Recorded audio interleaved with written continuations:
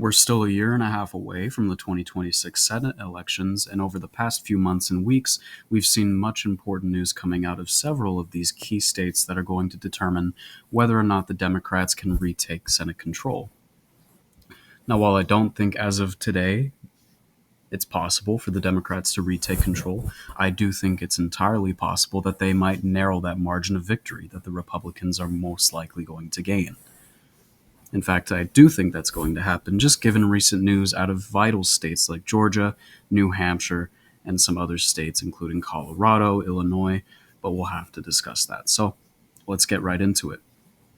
There are a number of safe states on both sides that they're going to most likely hold in the Senate. These include states like Oregon, Colorado, where John Hickenlooper has announced that this will be his last term in the Senate. And while this might leave room for a potential Republican challenger, Colorado has been one of the only states to shift leftward as opposed to the rest of the country shifting rightward as of the 2024 election. This also includes states like Illinois, where Senator Dick Durbin is retiring. Given how blue and left-leaning Illinois tends to be, I don't see any real possibility for a Republican challenger to challenge the Democrats. In the state of Virginia, Mark Warner is heavily expected to seek re-election. With how blue Virginia is trending, it used to be a Republican stronghold, but now it's shifting even further to the left, although the 2024 margin of victory for Kamala Harris was in single digits. I still see Mark Warner winning the state of Virginia by a safe amount. Now, there is potential for Glenn Youngkin, the term-limited Republican governor, to run for this seat, but given how unpopular the GOP is becoming in the state of Virginia following a massive amount of federal firings, I think it's heavily unlikely that someone like Glenn Youngkin would run for this Senate seat. But if he does, I can see it dropping down to maybe a likely or even lean margin. States like Massachusetts, Rhode Island, and Delaware really need no explanation. These are often very safe, democratic states that most Democrats don't need to worry about. And in the state of New Jersey, even though party registration has shifted upward for the Republicans, I don't see Cory Booker facing any real challenge as he's a widely popular senator, especially after his 25-hour filibuster on the Senate floor. And for that reason, I'm going to classify New Jersey as safe for the Democrats. That's not it for our safe states, though, as the Republicans hold a lot of safe states on this board. This includes states like Idaho, Montana, Wyoming, South Dakota, Kansas, Oklahoma, Arkansas, Louisiana, Mississippi, Alabama, South Carolina, West Virginia, Tennessee, and even Florida, which has seen the largest rightward shift out of any other state in the country. Kentucky Senate Majority Leader Mitch McConnell has announced that this will be his last term in office. Again, this could leave room for a potential challenger from the Democrats, but just given how red Kentucky is, I'm going to classify it as safe for the Republicans. Moving on to our likely states, we have states like New Mexico, which I think will likely go to the Democratic senator. We have states like Minnesota, where incumbent Tina Smith has announced that she will not be running for re-election. The only time a Republican has won this seat is when an incumbent did not seek re-election, so this would definitely be a state to keep our eyes on. But just given how left-leaning Minnesota tends to be, I'm still going to probably have it as likely for the Democrats. And in the state of New Hampshire, former Governor Chris Sununu has announced that he will not be running for this Senate seat. Donald Trump and many other MAGA Republicans were pushing for Chris Sununu to run for this seat. If he was, I would probably have it as tilt or lean Republican. But since he's announced that he will not be running for this Senate seat, it leaves the seat wide open for both parties. Even more good news for the Democrats, Congressman Chris Pappas out of New Hampshire has announced that he will be running for this Senate seat. He's widely popular in the state of New Hampshire. In fact, he won the more Republican district in the state. Given this information, I see New Hampshire as likely for the Democrats. The Republicans were dealt a major blow given that Chris Sununu has announced he will not be running for this seat. Those are the likely Democratic states. For the Republicans, we have the state of Alaska, where there is a possibility that Mary Peltola can run for this seat, though I think she's a lot more likely to run for the governorship of Alaska. But given that she's yet to make an announcement, I'm going to have Alaska as likely red. If Mary Peltola were to run for this Senate seat, I could see this seat flipping to the Democrats. If we were to take a look at some polls out of Alaska,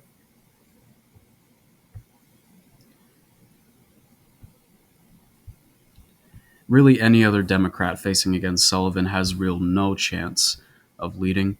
But in most polls involving Mary Peltola, she's usually up ahead by about 2 to 3 points.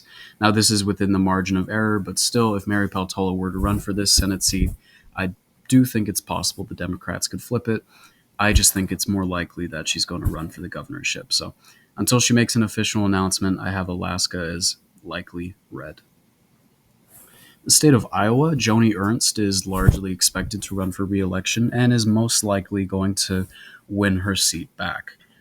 Over the past years, every time she's run for re-election, she's widened her margin of victory up from, I believe, 4 to 15 points. So there's really no stopping Joni Ernst. If the Democrats can find some strong Democrat to run against her, then they can maybe drop it down to lean. But honestly, I think Iowa is on the grasp of a likely to safe Republican margin. And that's going to do it for our likely Republican states. Moving on to our lean states, which would be about a 2 to 6 point margin of victory. Out of Georgia, Governor Brian Kemp, who's term limited, has announced that he will not be running for this Senate seat. Again, Republicans were urging Brian Kemp to run for this seat, as in most of the polls, Brian Kemp was leading against incumbent Senator Jon Ossoff by about 4 points on average, while other Republican candidates, including Marjorie Taylor Greene and Buddy Carter, Jon Ossoff is typically leading against them in the polls from about 4 to 10 points.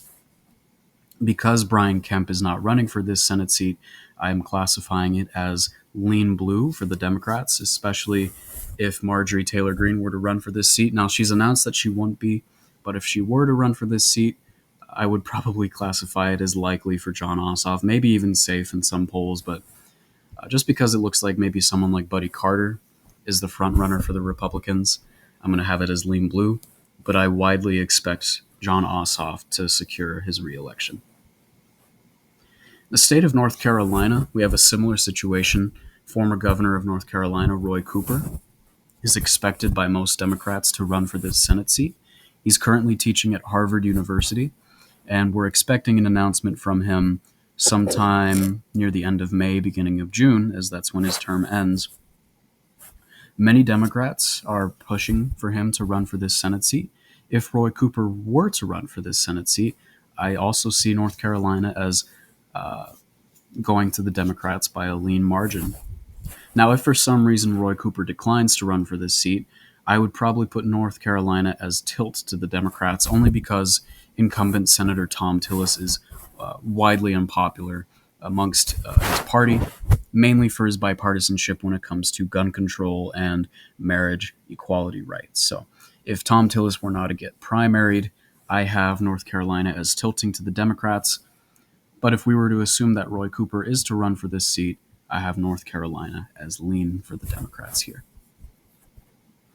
Onto these Republican states, we have the state of Nebraska, where independent Dan Osborne is expected to run for this seat yet again. He's formed a committee to research this opportunity for himself.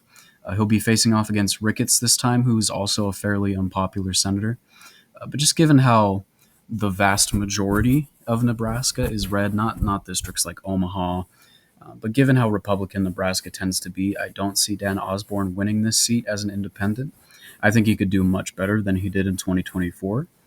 He won by a lean margin. He could maybe narrow that margin a bit more. That's why I have Nebraska as lean Republican, but we'll have to take our time with this. We'll have to watch the state of Nebraska and see how polls look out. Some polls indicate Osborne ahead of Ricketts by 1 point. Some polls indicate Ricketts ahead of Osborne by some 5 to 10 points. So there's really no telling. They're all within the margin of error. But for now, I have Nebraska as leaning to the Republicans. The state of Texas is an interesting one. John Cornyn is expected to seek re-election, although some experts are saying that there is a major chance that he is going to be primaried by another member of his party, Ken Paxton, who is a lot more MAGA Republican has often criticized John Cornyn for not being conservative enough, and these two have debated for the longest time. Cornyn's accused Paxton of being very corrupt, and as I said before, Paxton has accused Cornyn of not being conservative enough. And Colin Allred, the Democrat, is most likely going to run for this seat yet again. He lost to Ted Cruz by about, believe it was about 6 to 8 points. If he were to run against John Cornyn, I see Texas as a likely Democratic state. However, if Ken Paxton were to primary Cornyn, which I do think he is going to do, a lot of polls have shown Colin Allred and Paxton at essentially neck and neck.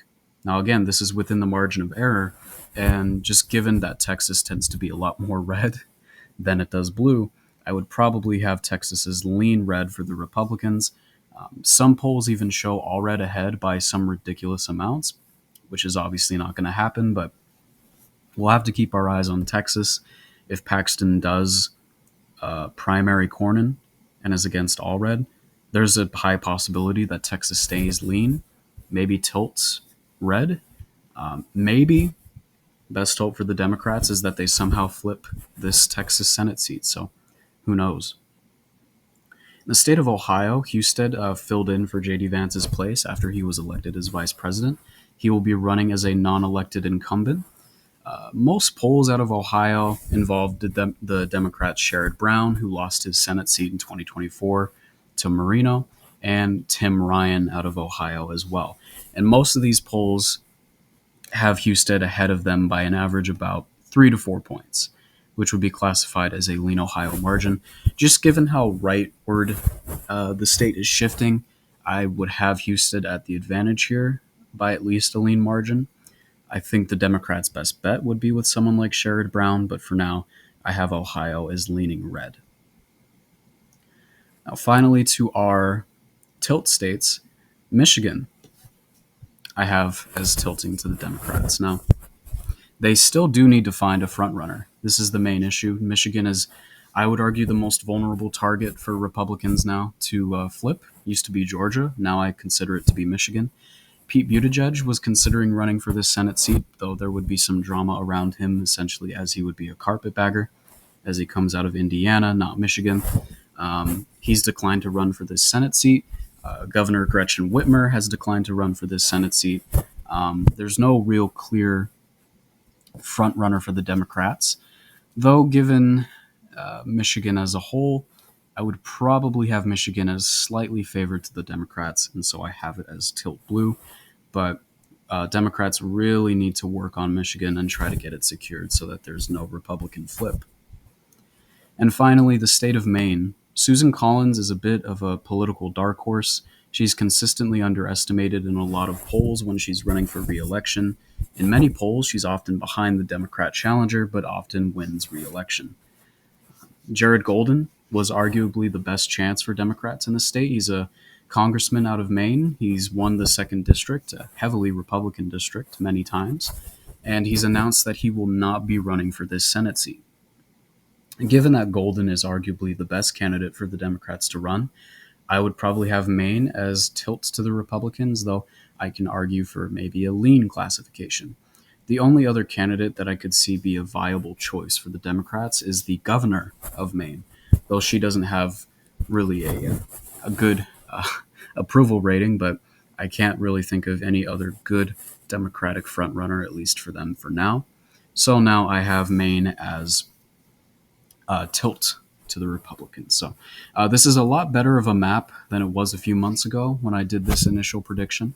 I believe I had it as 47-53 with no real change in the Senate count. As of today, the 22nd of May, I see the Democrats as gaining 1 seat. So if news is to come out sometime soon with states like North Carolina, Roy Cooper running for that, obviously I think North Carolina would obviously go for the Democrats. If Paxton primaries Cornyn, we can definitely see some interesting news out of Texas. If Mary Peltola, instead of running for the governorship, runs for this Senate seat, I definitely think there's potential that this seat could flip. Maybe Dan Osborne can flip this seat in Nebraska as an independent. Who knows? Maybe Susan Collins will finally be defeated. there's a lot of opportunity for the Democrats here. It's just that they're facing a board that widely favors the Republicans. So that's why still I don't see Democrats retaking control of the Senate, though I can see them widening that margin of victory. So that's going to do it for this Senate prediction as of May 22nd, 2025. Be expecting some new predictions on the governor races in the House of Representatives, as there's been some interesting news out of those two races. And I'm finally back, hoping to be a little bit more consistent after I finished college with my semester. So there you have it. So that's going to do it for me. Hope you all enjoyed, and I will see you all next time.